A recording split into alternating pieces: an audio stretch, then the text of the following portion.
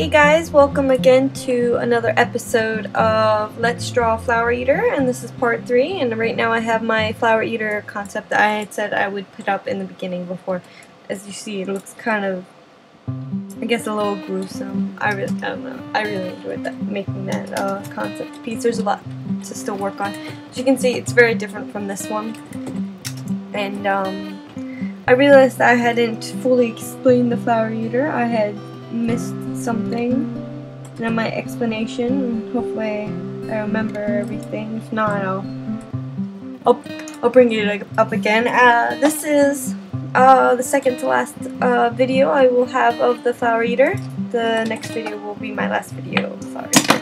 Then I will continue a different series of videos.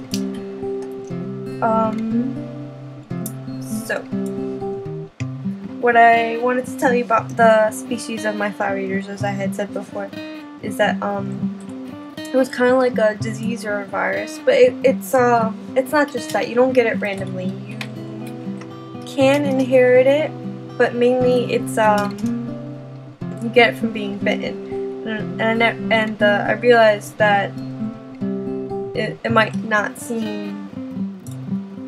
seem confusing because I said that they can only eat flowers, and then in the winter they get a little grotesque because they lose their hair because there's no flowers to eat. The point is they can only eat things that are pretty, and that mainly means flowers. But the point is the reason why they're also all supposed to be very beautiful is the fact that they can only eat pretty things. And so in the winter, when flowers become scarce, it's kind of like a vampire type thing, I guess, that they bite like humans, and they're usually like little girls or stuff like that, or beautiful ladies.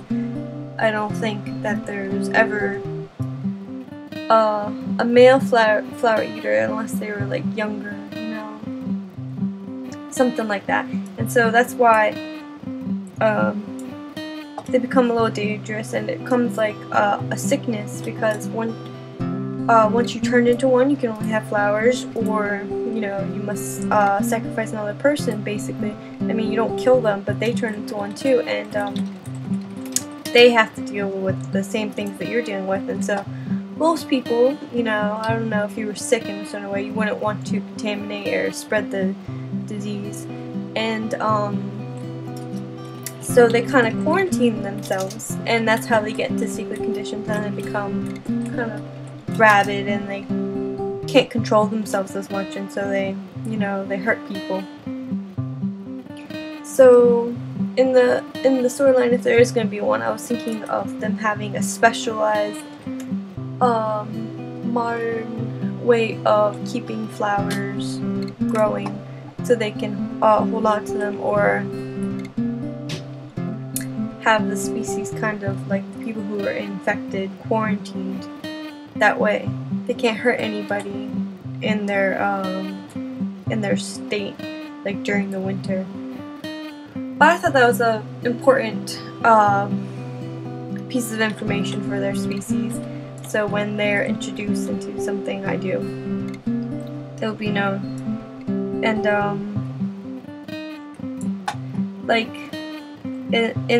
in my mind, it would, like, someone would come through the place, and maybe they'd hear tales of flower eaters, but they'd think it's like legend and stuff like that, and people would unknowingly come amongst them because they wouldn't tell outsiders about their condition, because they'd probably be all killed. And most of them won't mean harm. They just living with a certain condition that can be dangerous to others. And so, like, but I would imagine, because they're all so beautiful, and people who are infected would probably go there. Like, if you weren't born in the area that they are most common, they would probably be told to travel there so that they would be safe.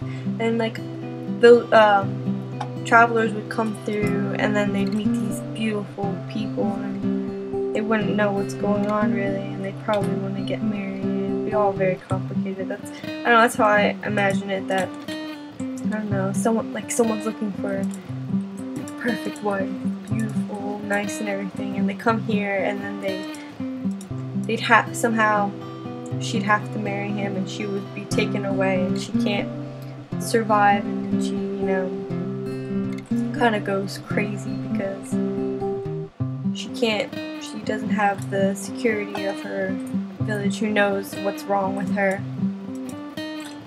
But I guess I was thinking if she married like someone really rich, she could request a special garden that was always kept and something like that, or to go away in the winter to see her family. I guess there are ways around it, hopefully.